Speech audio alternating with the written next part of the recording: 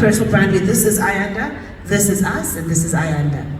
That's was easier for us because when my sister and I started our brand, QuickFace. QuickFace is actually a brand that we own. It is our trademark, it's our name, it's our product. We just sell it through Mr. Price as our distribution channel. And that was actually just a miraculous project on its own because my sister exercised so much faith in that moment. She was the head makeup artist of Scarlet Hill, which is a Mr. Price brand.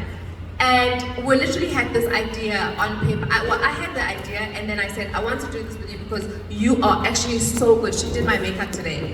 And the makeup is on fleek. Thank you. So I was like, you're so good. Thank you. You'd be the right person to choose the products to, you know, I just had this idea. And she exercised faith. This is what she did. So we just had this idea on paper, right? She went to Mr. Price and she said, I'm so sorry, at the end of this contract, I'm done because my sister and I are starting a brand. We had nothing. We didn't have nothing. We just had an idea. And from there, Mr. Price said, whatever you guys are doing, we want to be a part of it. Oh, wow. And that's how our brand actually came around. So sometimes exercising that faith, but in relation to your question, I was already a brand before my sister. My sister came in afterwards, and we are such different personalities because we understand. My sister is very like a homebody. She's more deco, which I cannot do for the life of me. And we just understand each other. I think our love for each other also translates because we pray for each other. We love on each other. We root for each other. There's never any competitive element there. So. It really never actually comes to play. It's not something that we actively decided we're going to do. But I felt like, that's the other thing, a lot of people like to hog space and say, you know, I've been a brand before and I need to maintain my own brand. I actually saw benefits with having my sister because she brought a fresh new audience for me. And I brought a fresh new audience for her. And so sometimes collaboration also works in that way, where you realize that, you know, I could actually be better with somebody else on my side. It doesn't mean that I completely abandon everything that I'm doing on my own. I can still have other things, but maybe in this area, a collaboration is needed. So you have to also recognize those opportunities. Knowing when to collaborate in order to compete. Yes, 100%. And that was actually the best summary, English. George.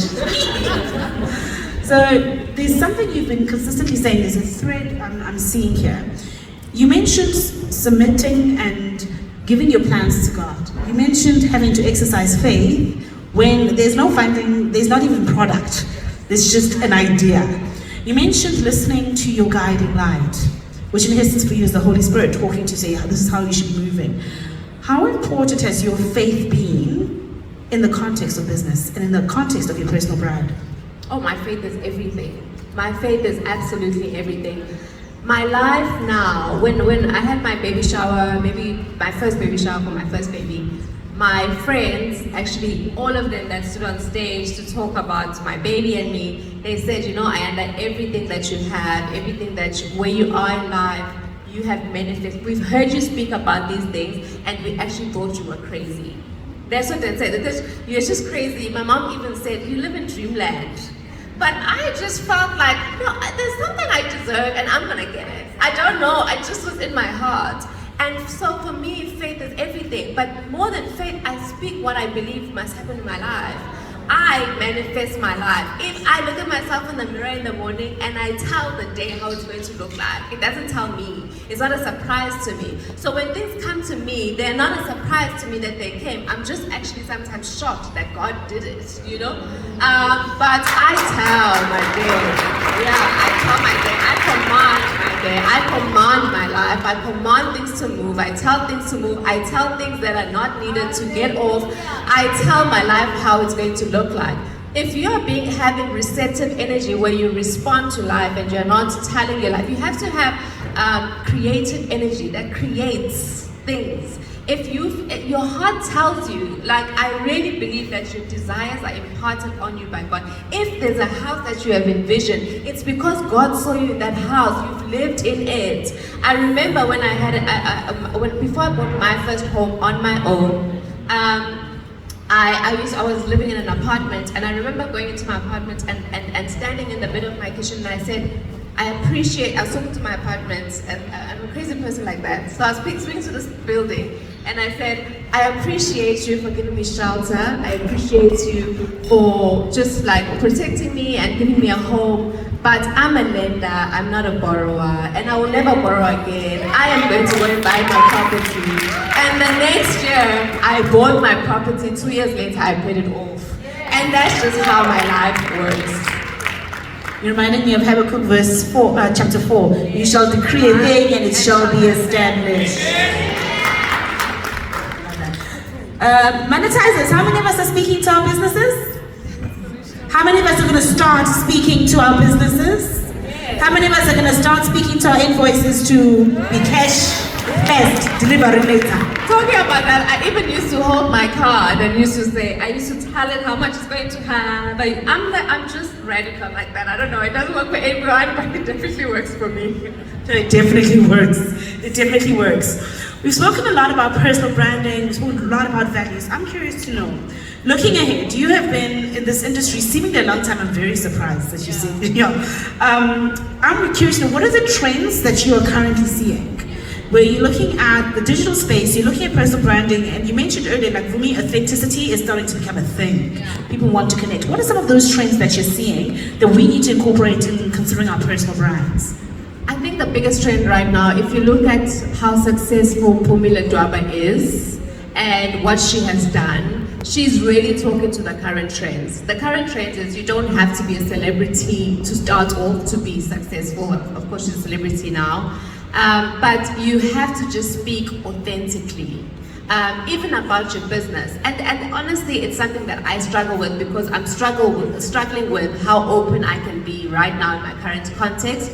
But it really is. I just remember when she started and she would just speak authentically about her life, about things she likes, and that is where social media is. People understand that there's sometimes when people put things out because it's an advert, but people can actually tell when it's a real thing that you yourself that are speaking connect with.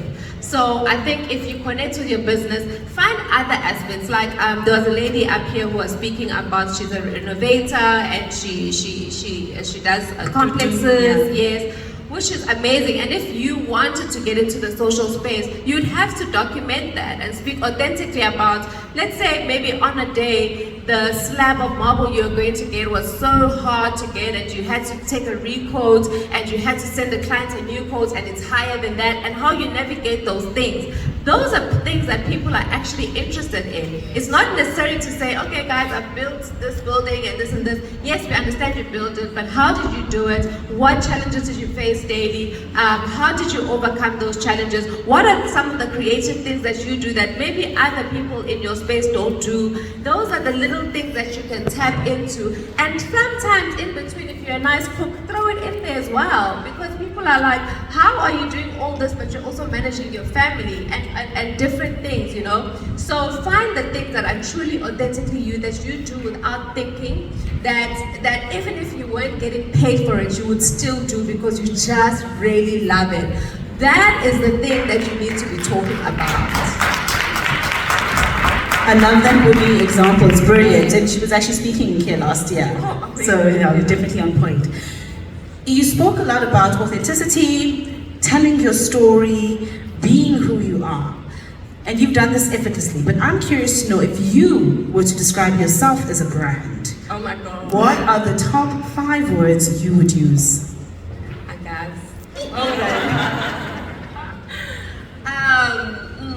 You know, I'm finding that hard because, as I say, it's a very tricky time in my branding life where, I mean, I have a family. It's something that, like, I have 2 little babies, 2 boys, and I'd really love to share them with the world. They are a huge part of it, 90% right now of what I do, and I love to share them with the world, but I can't because I just feel like social media is just so unsafe now. People are just trolls and they're just mean, and I just don't want my children to be exposed to that. So I feel as although I'm a bit inauthentic because there's a big part of me that I would love to share, but I just can't share it and I won't share it. What was the question again? That's 5 words. 5 words. Okay, 5 words though that I would. I think that in terms of I've been a hard worker. I think that I have been very confident in who I am. I think that I have been a trailblazer in a lot of context, especially with the Quick Face brand. Give me one more. What do you think? Authentic. Authentic, do you think so? I think you've been very authentic, because when we were sitting there having the conversation prior to us getting on stage, we were talking about navigating those private lines, right?